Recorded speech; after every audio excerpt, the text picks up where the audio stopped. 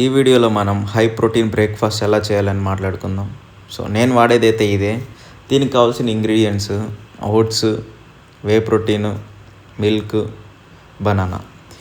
ఒక mixie jar తీసుకొని first 80 grams oats add చేసుకోండి.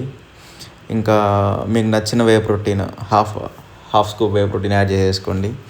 ఇంకా 2 బనానాస్ కూడా యాడ్ చేసుకోండి.